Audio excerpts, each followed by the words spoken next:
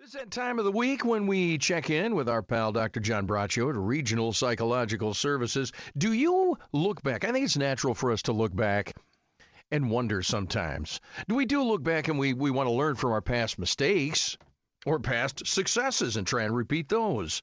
But sometimes it's an easy hop, skip, and a jump from that to going, yeah, but if I'd only, what if the what ifs, right? Or as I like to call them, the coulda, shoulda, wouldas. Dr. John Braccio here to talk about that. That can really sort of strap us down, can't it? Good morning, Doc. How are you?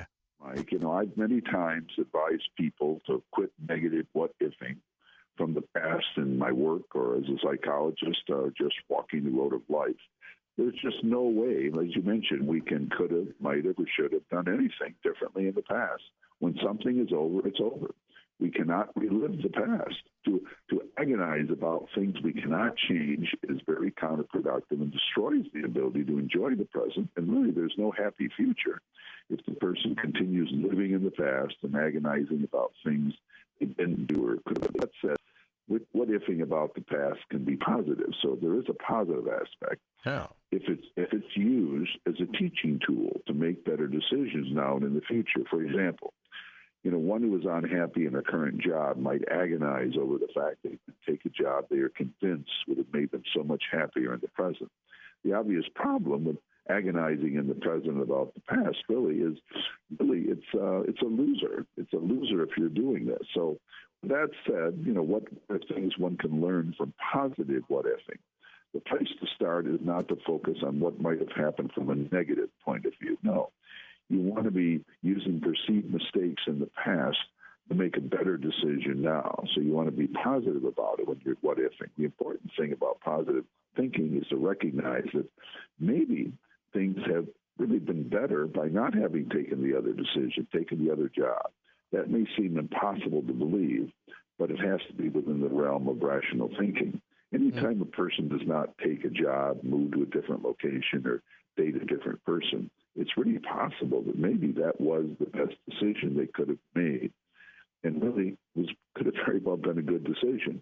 For example, one might have a boring but secure job and learn to appreciate the security versus the excitement but possible damage psychologically and financially to self if you choose to take a job opportunity that really has a lot of risk and it can fall apart and that can really hurt the security of you and also the family or those you really love and care for. The point is to try to recognize that decisions made in the past were based on what you felt was right at that time. And a positive way of what-ifing is to determine what will you do now if the same opportunity comes. By using positive what-ifing and really analyzing the situation, you may determine that not only was it the best decision, but you would make the same decision now based on a clear analysis of pros and cons. On the other hand, you may use positive, what-ifing to make changes in the present you have really, really well thought out. This is a positive use of what-ifing. If you're really unhappy with who you are in the situation you are in life now, professionally or personally, then really use the past in a way to make better decisions now. It could not be stuck in negative, agonizing about what you have done and the result of your current life. This may seem like something easy to do, but Mike, it's not. People too often do what-ifing negatively all the time and end up totally nervous and upset in the present as they worry about the past and even run the risk of making bad decisions in the present by thinking they made bad decisions in the past. Let today be the day that you decide to use positive what-ifing in your life, decision-making, and not agonize about decisions you made in the past you cannot change and which may have been really the best ones to make at that time. And really just, be content. You can't be saying, God, I wish I'd done this. I wish I'd done this. And, I ought to have done that. If you do that, you're going to be unhappy. You might say, I might have done that. And if that opportunity comes up and it looks like the right thing, I'm going to do it. Then that's a positive use. But if you just what-if yourself, oh, my. And there are a lot of people, Mike, if you walk the road of life, you're going to just find that a lot of people are always, God, what if I had done this? And what have happened? Yep. Oh, my goodness. And when you do that, you're wasting time and energy on your one-time shot for your life. So my advice is just to kind of take life as it comes. If you make a choice you think was a bad one, analyze it, think about it. It may end up having been the right one at the time, but just don't end up making a bad one because you didn't clearly think out about what was the right thing to have done before. So you might make a bad one now if you don't really analyze and think about the what-ifing in a positive way. So that's kind of how I see this whole thing. How about you? I think we have to make a conscious decision to do it too, because I think naturally we tend to second guess ourselves a lot of times. Yes. And that's a slippery slope. And the thing is, like you mentioned, we have to trust ourselves enough to know that we made the right decision at the time based on what information we had. Now, hindsight being 20/20, of course, maybe we'd have changed it, maybe we wouldn't have. But we don't give ourselves a break enough, I don't think, do we? No, I don't think so. I think what people do, they look, say, golly, why did I do that? Why didn't I do this?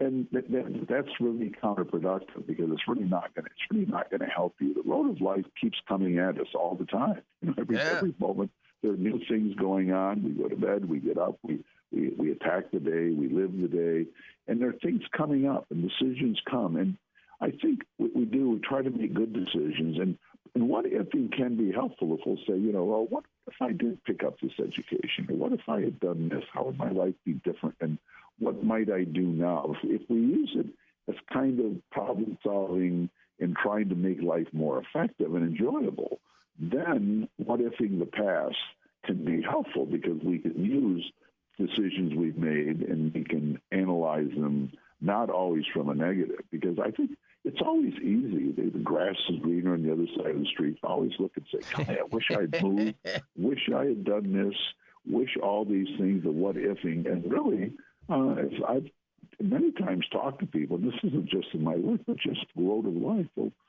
what ifing? How does that get you anywhere? You're worrying all the time and feeling bad about all these things that didn't happen in your life. Why don't you try to put things in your life now that are really going to make you happy and give you the kind of life you want? It's a one-time shot. And sometimes, do you think we can look too far into the future too? We do a what if for the past and then a what if for the future too. We go. I mean, you're going to have a whole new set of circumstances in a week or a month or whatever.